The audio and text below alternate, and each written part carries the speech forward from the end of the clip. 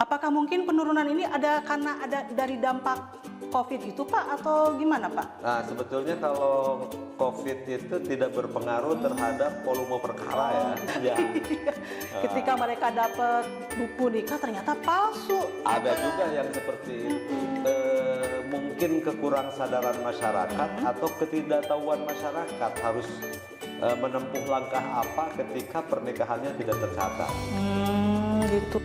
Bisa berperkara tanpa sidang, salah dan bohong.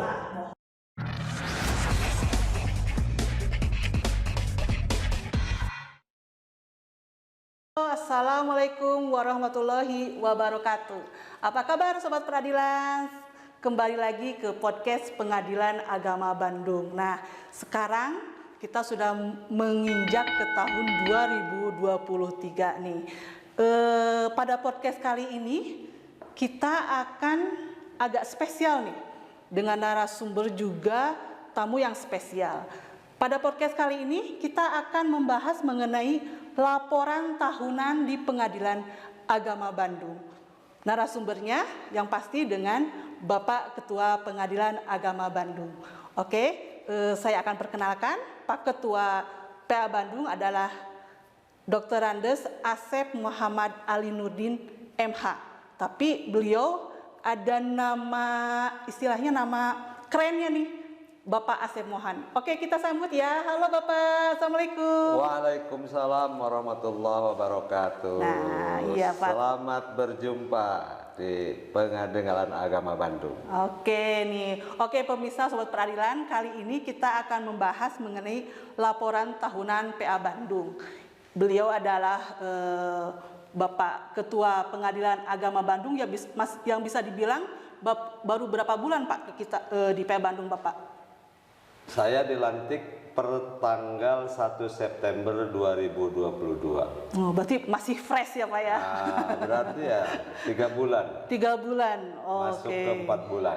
Masuk ke 4 bulan, berarti Sobat Peradilan, Bapak Ketua ini baru saja dilantik jadi Ketua Pengadilan Agama Bandung. Tapi sebelum kita memasuki topik mengenai laporan tahunan di PA Bandung nih, Sobat Peradilan, alangkah lebih baiknya menyimak video berikut ini dulu. Selama tahun 2022, total penerimaan perkara di Pengadilan Agama Bandung sejumlah 7.329 perkara dengan kategori perkara gugatan sebanyak 6.028 perkara, perkara permohonan sebanyak 1.295 perkara, dan sisanya perkara lain-lain sebanyak 6 perkara. Untuk perkara gugatan, jumlah perkara yang masuk masih didominasi oleh cerai gugat sebanyak 4.489 perkara, sedangkan cerai talak hanya 1.298 dan sisanya adalah perkara kewarisan, harta bersama, izin poligami, dan lain-lain. Sedangkan untuk perkara permohonan dengan jumlah yang terbanyak adalah perkara penetapan ahli waris sebanyak 601 perkara, isbat nikah sebanyak 367 perkara, perwalian 194 perkara, dispensasi kawin 143 perkara, dan sisanya perkara permohonan lain-lain. Selama tahun 2022, jumlah perkara yang diputus sebanyak 7.519 perkara dengan rasio penanganan perkara sebesar 95,92%. Untuk statistik faktor penyebab perceraian, peringkat pertama sebanyak 3.432 perkara karena masalah perselisihan dan pertengkaran terus-menerus. Kemudian, masalah ekonomi menduduki peringkat kedua sebanyak 1.407 perkara. Selain itu, Pengadilan Agama juga selama tahun 2022 menerima perkara upaya hukum seperti banding sebanyak 55 perkara, kasasi sebanyak 26 perkara, dan PK sebanyak 6 perkara, termasuk juga penerimaan perkara eksekusi sebanyak 8 perkara. Oke Sobat Peradilan, tadi adalah kilasan mengenai laporan tahunan di Pengadilan Agama Bandung, dan kali ini kita akan membahasnya dengan Bapak Ketua Pengadilan Agama Bandung. Sebelum itu, saya mau nanya nih Pak, Bapak kan baru 4 bulan di PA Bandung nih Pak. Gimana sih Pak kesan dan pertama kali lah, first impression ketika Bapak masuk di Pengadilan Agama Bandung Pak? Ya, saya cukup bangga ditugaskan di Pengadilan Agama Bandung karena memang Pengadilan Agama Bandung ini merupakan pengadilan agama yang terletak di ibu kota provinsi Jawa Barat.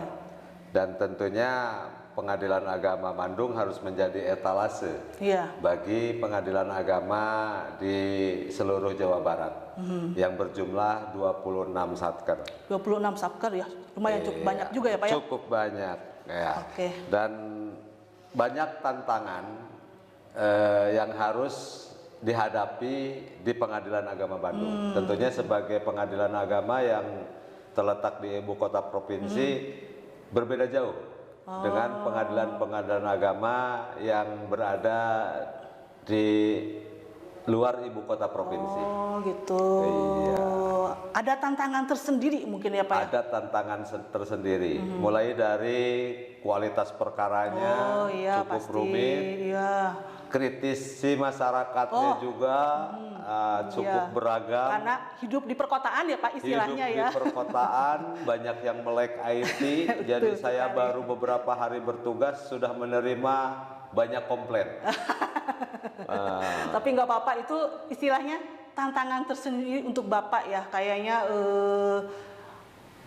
lingkungan baru gitu ya Pak ya. Betul, tantangan tersendiri buat saya, dan keinginan saya adalah menjadikan PA Bandung bukan hanya etalase se-Jawa Barat, tapi jadi etalase nasional. Alhamdulillah, amin dengan, ya Allah. Tentunya dengan capaian pemberian pelayanan prima kepada masyarakat pencari keadilan. Oke, sip deh Bapak. Oke. Kembali lagi Pak nih ke laporan nih Pak tadi yang setelah diuraikan tadi nih Pak ya, dengan banyaknya perkara yang diterima di PA Bandung, angka 7.000 termasuk banyak juga ya Pak ya? Betul. Banyak sekali nih Pak. Angka 7.000, tepatnya 7.329 perkara di tahun 2022 ya. Sekalipun sebetulnya mengalami penurunan. Tapi penurunannya tidak signifikan.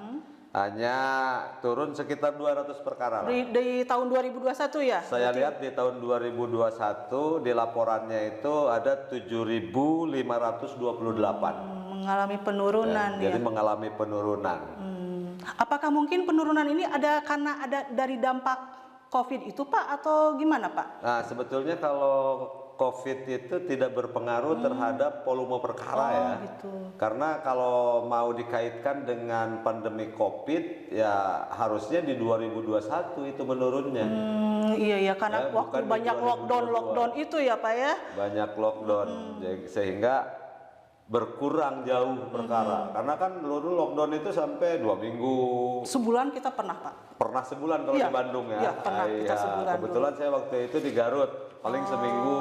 Gitu. Terus pindah ke Jakarta Barat, lockdownnya paling lama seminggu. Gitu kan. Gitu. Ya kita pernah kalau nggak salah sebulan Sampai Pak. sebulan kalau di PA Bandung ya.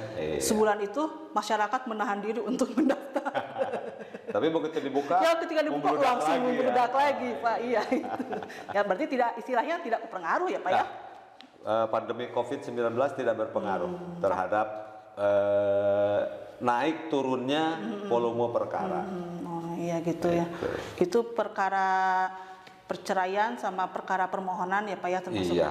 Perkara gugatan, karena kan di gugatan itu tidak hanya perceraian ya. Ada perceraian, ada gonogini, ada warisan, ada juga ekonomi syariah. Nah, kalau permohonan gimana nih Pak? Kalau permohonan, perkara permohonan. Kalau permohonan dilihat dari grafik ini yang ada peningkatan. Peningkatan ya? Iya, kalau permohonan, tapi itu pun lebih di penetapan ahli waris. Oh, PAW yang membludak ya Pak ya. Justru kalau dispensasi ya dispensasi nikah itu kan permohonan juga. Ya. Itu justru mengalami penurunan. Oh iya Pak. Iya, berarti masyarakat di Kota Bandung sudah meningkat kesadarannya untuk menikahkan anaknya Di umur setelah 19 tahun. 19 tahun. Justru sekarang yang banyak tuh PAW apa ya? Yang banyak itu penetapan ahli waris.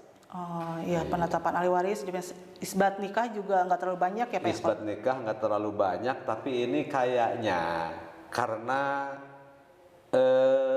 mungkin kekurang sadaran masyarakat atau ketidaktahuan masyarakat harus menempuh langkah apa ketika pernikahannya tidak tercatat.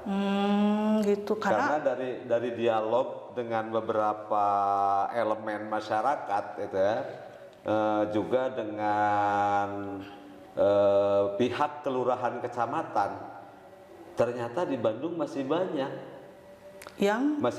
yang sudah melakukan pernikahan Tapi tidak dia tidak tercatat dengan berbagai macam kasus, ya. Karena keterbatasan dana ketika menikah. Padahal murah ya Pak, nikah itu sebenarnya murah ya Pak. Sebetulnya. Tapi ada juga yang karena korban oknum. Ya, itu banyak korban oknum. Jadi dia sudah mendaftar ke seseorang, ya mungkin dia bisa resmi, bisa tidak resmi gitu ya. Tapi tidak didaftarkan ke KUA. Ke KUA-nya, uangnya dibawa kabur kali Pak. Uangnya dibawa kabur, dipakai belanja. Ketika mereka dapat buku nikah ternyata palsu. Ada juga yang seperti itu. Ada yang ditanya, Pak mana buku nikah saya? Oh besok. Sampai akhirnya nggak jadi. Sampai meninggalnya tuh orang oknum nggak dapat. Nah, Iya itu Pak. seperti itu. Iya mungkin. Jadi tidak hanya karena dia sengaja tidak mencatatkan, tetapi si masyarakat sudah berusaha untuk mencatatkan, tetapi disalahgunakan oleh orang oknum yang diberikan kepercayaan. Iya. Ya, itu sekarang banyak ya Pak, ya itu kasus-kasus kayak gitu kan istilahnya. Lumayan. Karena orang-orang teh istilahnya gini loh Pak, mereka tuh nggak mau repot gitu loh Pak, ngurus-ngurusnya. Jadi panguruskeun. Terus ini maaf ya, ada oknum amil atau lebih ketika kurang syarat, udahlah yang penting nikah menurut agama dulu. Nah, itu kan masyarakat tidak tahu akibatnya seperti apa. Iya. Malah nanti kewalahannya mereka ujung-ujungnya butuh untuk anak juga kan Pak, akte kelahiran. Ya. Oke Pak, itu perkara permohonan ya. Kalau perceraian nih Pak, yang banyak ngajuin tuh ibu-ibu atau bapak-bapak Pak? Nah, ini sebetulnya sejak tahun 90-an saya ditugaskan menjadi hakim di pengadilan agama.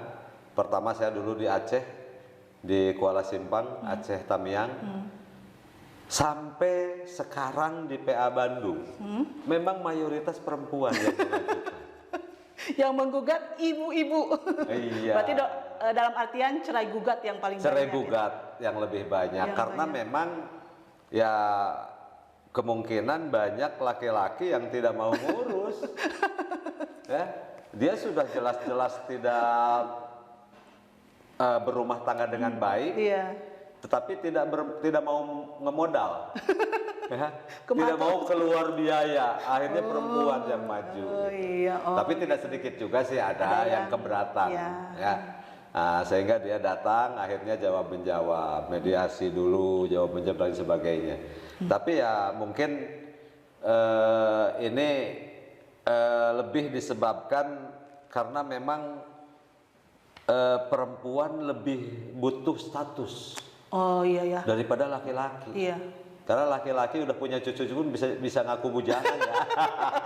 Bisa nikah deui ngapanya, bisa nikah lagi ya status ibu-ibu karena ya istilahnya kalau dilama-lamain mungkin mereka mikirnya pusing gitu kan. Iya, jadi mereka intinya bukannya berarti perempuan itu pengen cepat nikah lagi, bukan, tapi pengen punya status yang jelas.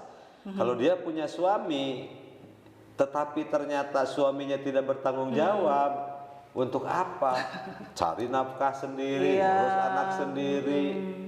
Tapi status menjadi istri seorang laki-laki, ya udahlah, saya urus segera demi kepentingan administrasi yang lainnya. Seperti itu. Oke Pak, menarik sekali nih tentang perceraian nih. Tapi di PA Bandung juga Pak ya, selain perkara gugatan, permohonan juga kita menerima perkara eksekusi kan Pak? Oh iya betul. Oke Pak, gimana nih Pak tentang perkara eksekusi di PA Bandung nih? Termasuk informasi yang diterima ketika saya mendapatkan SK dan belum dilantik di PA Bandung. Oh gimana tuh Pak? Jadi sudah ada informasi bahwa perkara eksekusi di Pengadilan Agama Bandung banyak yang terbengkalai. Artinya ada yang sudah 1 tahun, bahkan ada yang sudah 2 tahun belum selesai juga dengan berbagai macam kendala. Ini tentu jadi satu tantangan yang sangat menarik buat saya, karena saya suka tantangan. Oh, pasti kelihatan Bapak suka tantangan ya. Dan ya. Jadi ada satu perkara pengosongan, itu sudah 2 tahun lebih tidak selesai. Alhamdulillah setelah kita berkoordinasi dengan kecamatan, dengan kelurahan, RT RW dan pihak kepolisian, alhamdulillah selesai dan tidak dengan paksa. Oh gitu Pak. Meskipun pada awalnya informasi dari tim keamanan kepolisian ya, bagian intelnya itu sudah memprediksi akan ada perlawanan. Nah, dan ketika kita sampai ke lokasi itu sudah dipagar, kemudian sudah bakar ban di dalam. Wah. Dan di depannya itu jerigen-jerigen. Nah, tapi kita tidak gentar karena didukung oleh 3 truk pasukan polisi. Tapi aman kan Pak? Aman. Ternyata dia menyerahkan kuncinya dan mempersilahkan untuk mengosongkan barangnya. Tanpa ada istilahnya ada halangan rintangan. Tanpa ada halangan apapun. Dan memang sudah ada kalau niat. Oh gitu. Ada 15 botol bom molotov di dalam. Tapi dia serahkan. Oh gitu. Pak ini hati-hati minyak katanya bahan bakar. Nggak jadi saya gunakan, maaf katanya. Itu hanya niat aja tapi nggak jadi. Kalau yang di depan itu jerigen-jerigen itu isinya air bukan bahan bakar katanya. Cuma buat nakut-nakutin doang kali ya Pak ya. Tapi bagus banget ya Bapak datang langsung dikasih. Iya, saya ikut mengawal karena ini ada informasi ada perlawanan. Saya tidak mau anggota saya jurusita pengganti yang bertugas ke sana itu ada sesuatu yang tidak diinginkan terjadi. Nah, sehingga saya ikut turun langsung untuk memastikan. Karena ketika terancam keselamatannya, meskipun ada pihak keamanan, pasti akan saya perintahkan mundur. Nah, tapi alhamdulillah teman-teman lancar ya Pak ya. Teman-teman pun menjadi pede gitu kan, lancar dan tidak ada hal-hal. Mungkin dengan hadirnya Bapak di situ menjadi motivasi mereka. Mudah-mudahan. Oh, berarti itu istilahnya berarti berhasil ya Pak, ada yang sudah diselesaikan perkara eksekusi. Terus ada satu lagi perkara eksekusi yang ya sudah bertahun juga, sudah 2 tahun lebih. Itu kendalanya tidak ada pembeli. Ya, lelang sih Pak ya, udah lelang tapi nggak ada pembeli. Karena nilainya tinggi. Oh. Dari 300 miliar sampai terakhir 130 miliar kalau nggak salah. Wah, turunnya? Sudah 5 kali dilakukan lelang dari dokumen yang ada yang saya pelajari. Dan sekarang pihak bank mau mengajukan lagi lelang ulang. Mungkin dengan nilai yang diturunkan lagi. Nah, mudah-mudahanlah ini yang terakhir dan bisa selesai. Ya, mudah-mudahan jadi biar tidak ada PR eksekusi yang menumpuk ya Pak ya. Betul. Perkara gitu. Oke Pak, itu perkara eksekusi. Nah, untuk secara keseluruhan nih Pak, di tahun 2022 ketika penerimaan perkara itu, gimana sih Pak penanganan perkaranya di PA Bandung Pak? Nah, ini jadi dengan jumlah selama tahun 2022 itu. Ya. Jadi meskipun saya hanya 4 bulan di tahun 2022 ya, September, Oktober, November, Desember, dengan jumlah hakim 14 orang, meskipun itu sebetulnya masih kekurangan, tetapi insya Allah dapat dimaksimalkan untuk jumlah perkara sekitar 7 ribuan ya. Insya Allah bisa dimaksimalkan dan ternyata memang untuk tahun 2022 ini kita bisa melebihi target minimal 10% sisa. Sisa. Dan ternyata cuman 4,0 sekian persen. Kalau tidak Dengan salah. sisa 320 perkara Iya, ya, Pak? 320 perkara. Kalau dipersentasekan itu penyelesaiannya di angka 95,92. Wah, termasuk besar juga Pak ya? Iya, hampir 96. 96% ya? Iya. Wah, bagus. Ya, Itu bisa bilang Mbak. pencapaian yang bagus ya Pak? Termasuk peningkatan. Peningkatan Kalau ya? dulu cuma 94 ya, tahun 2021 Ya. itu 94, sekarang 95,92. Iya. Dalam artian penanganan perkara di PA Bandung bisa dibilang sangat bagus sekali ya dengan Sangat pencapaian bagus. seperti ini. Apalagi kalau ditambah jumlah hakimnya. Oh gitu. Insya Oh, Allah. iya ya Pak ya. Target saya minimal di angka 98 untuk di 2023. Amin. Mudah-mudahan. Itu mungkin jadi PR buat Bapak ya. Iya, di PR tahun buat 2023. saya. Ya, ini untuk cukup bagus sekali sih Pak. Ini udah cukup prestasinya bagus dengan sisa perkara 320 perkara dengan perkara masuk 7.329 dan perkara putus 7.519. Sisa perkaranya cuma 300-an ya Pak ya? 320. Iya, Betul. sangat bagus sekali sih Iya. Pak. Oke lah, pokoknya PA Bandung keren lah Pak. Siap.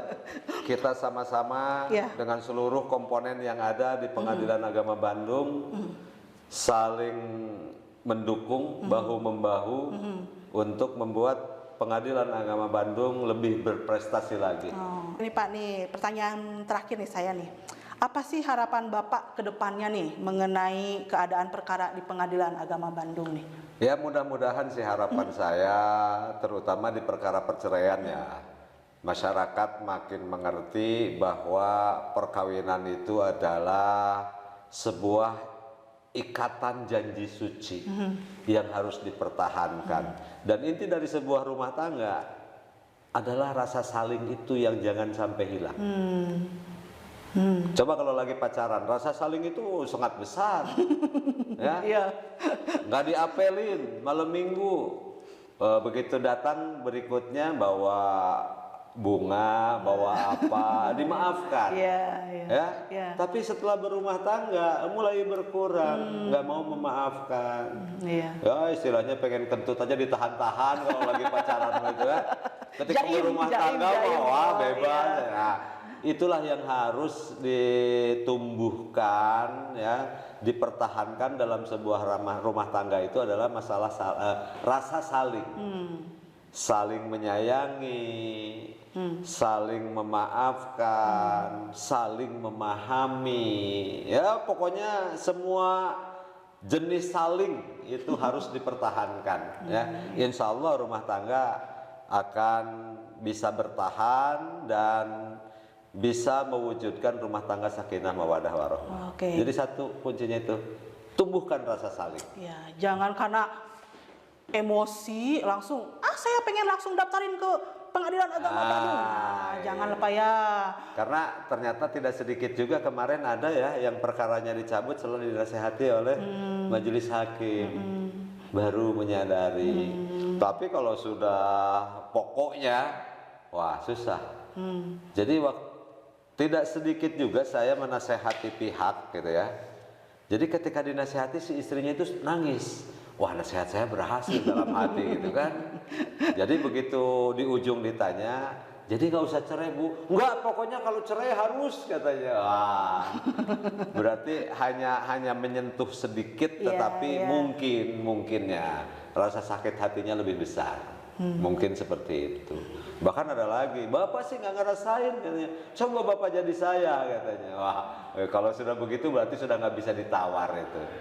Kayaknya menjadi pencapaian tersendiri ya Pak ya kalau Pengadilan Agama bisa merukunkan atau mencabut ya Pak ya, bukan iya. banyak menceraikan Pak ya. Iya betul. Oh, Karena gitu. memang sebetulnya tugas pokok pengadilan agama itu dalam hal ini hakim itu adalah merukunkan kembali pasangan yang bermasalah. Iya, iya. Ya, cerai itu hanya jalan terakhir ketika tidak bisa ditawar. Tapi kalau masih bisa diupayakan, makanya ketika dihadiri oleh kedua belah pihak, setiap persidangan hakim pasti menasehati mereka.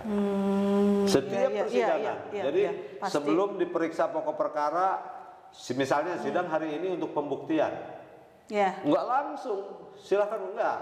Ditanya lagi bagaimana, ada perubahan sikap. Nggak langsung main ketok aja ya Pak ya. Nah itulah persepsi masyarakat yang keliru bahwa pengadilan agama adalah tukang menceraikan. Ya itu yang keliru. Tukang ketok palu. Harus kita luruskan ini. Betul Pak, iya, betul sekali nih. Oke, kayaknya menarik sekali nih Pak topik kita kali ini. Cuman waktu juga keterbatasan Pak. Waktu keterbatasan juga. Waktu juga nih. Ya. Tapi nih, saya pengen terakhir nih Pak pendapat Bapak atau saran dari Bapak karena banyak pihak-pihak yang tidak tahu kalau untuk mengurus perceraian itu sebenarnya gampang loh gitu. Gimana nih Pak? Ini banyak masyarakat yang beranggapan ngurus perkara di Pengadilan Agama Bandung ini susah. Ribet, contohnya. Biaya mahal. Salah ini, itu ya. Ini salah nih, besar. ibu nih catat ya, sobat peradilan catat ya. Keliru Dengarkan. besar. Keliru besar tuh. Iya. Gimana nih Pak? Pertama mudah. Mudah ya Pak? Mudah. Mulai dari gerbang masuk itu sudah diarahkan. Mau apa? Mau konsultasi. Wah, nanti kebagian informasi.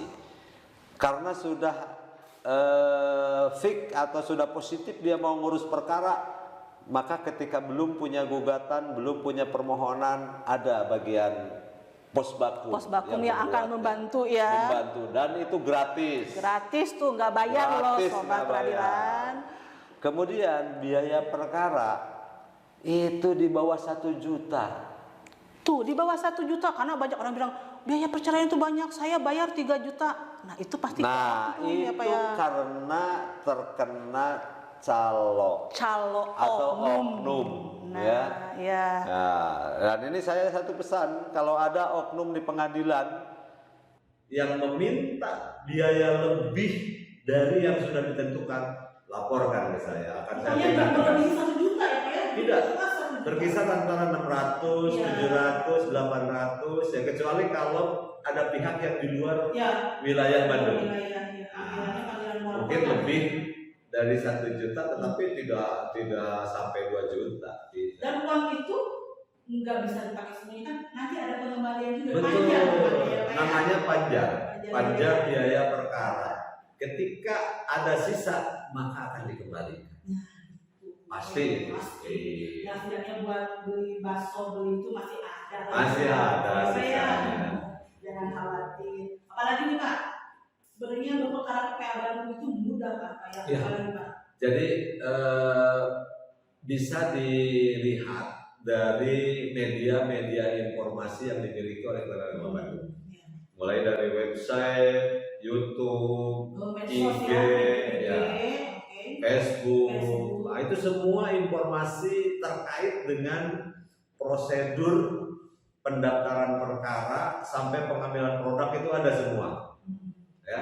Tapi kalau memang males buka-buka medsos, datang langsung ke Pengadilan Agama Bandung, pasti dilayani dengan baik. Mau tanya apaan saja akan dijawab. Kecuali tanya ada lowongan pekerjaan tidak, itu tidak bisa dijawab karena memang tidak ada lowongan pekerjaan di sini. Berarti sobat peradilan jangan takut untuk datang langsung ke Pengadilan Agama Bandung karena orang-orang mikirnya, saya nggak mau ribet, saya nggak mau sidang, saya nggak mau istilahnya mahal bayarnya, aku udah pengen diurusin orang. Satu lagi, jadi kalau ada yang mengatakan bisa berperkara tanpa sidang, salah dan bohong. Itu pasti produk akhirnya palsu. Ini hati-hati, hati-hati buat masyarakat Bandung. Jadi kalau ada yang menjanjikan berperkara tanpa sidang, bohong. Iya, saya katakan sekali lagi itu pasti bohong. Dan sidang juga sebenarnya nggak akan gimana-gimana ya. Ini juga. Jadi sidang jangan dibayangkan seperti sidang pidana. Sidang pembunuhan, sidang narkoba, gitu kan? Kalau perdata itu insya Allah familiar. Nanyanya aja sambil senyum-senyum gitu. Hakim PA Bandung baik-baik ya Pak? Hakim PA Bandung baik-baik, familiar ya, dan menyelesaikan perkara dengan penuh tanggung jawab. Hanya kalau sedang dinasihati, meskipun tidak terima, jangan marah. Karena memang tugas utamanya itu menasehati sebetulnya. Iya, betul sekali, Pak. Menasehati, kalau perkara waris bisa selesai dengan musyawarah kekeluargaan. Harus ada Tanpa harus diketok, gitu ya, seperti itu. Oke Pak, terima kasih sekali nih Pak informasinya dan atas waktunya Bapak juga. Semoga banyak manfaat nih buat Sobat Peradilan. Oke, makasih banget ya Pak. Satu lagi saya mau nanya nih Pak. Apa? Pak Ketua yang baru ini punya ciri khas pakai bendo aja. Pakai ikat. Ikat. Nah, ada filosofi tersendiri nggak Pak, Bapak? Sebetulnya ini wujud kecintaan saya kepada budaya Sunda. Oh, ya. Sukses buat Bapak ya Bapak. Amin. Terima kasih atas informasinya dan waktunya untuk Sama-sama. podcast ini. Satu ada yang ketinggalan. Boleh Pak, mangga. Mungkin ke depan akan ada on air. On air, alhamdulillah. Nah. Jadi istilahnya tanya ya Pak, tanya jawab Tanya ya. jawab langsung dengan Boleh. masyarakat yang Boleh, membutuhkan boleh. informasi dari Oke, PA Bandung. oke. Doakan ya. Oke, doakan Sobat ya. Peradilan. Mudah-mudahan PA Bandung ke depan punya acara Podcast. on air. On air, amin. Ya, yang bisa bertanya langsung. Oke. Jadi bisa komunikasi langsung dengan narasumber yang akan ditentukan kemudian. Oke, Gitu. amin ya. Mudah-mudahan ya Pak ya. Mudah-mudahan terwujud. Oke, amin. Iya. Oke, Sobat Peradilan, tadi sudah kita bincang-bincang dengan Bapak Ketua Pengadilan Agama Bandung mengenai laporan tahunan di Pengadilan Agama Bandung. Beliau juga memberikan banyak informasi yang bermanfaat kepada Sobat Peradilan. Oke, Sobat Peradilan, terima kasih atas waktunya. Jangan lupa subscribe, like, and share ya. Semoga apa yang kami sampaikan tadi bisa bermanfaat untuk masyarakat semuanya. Oke, terima kasih. Assalamualaikum warahmatullahi wabarakatuh.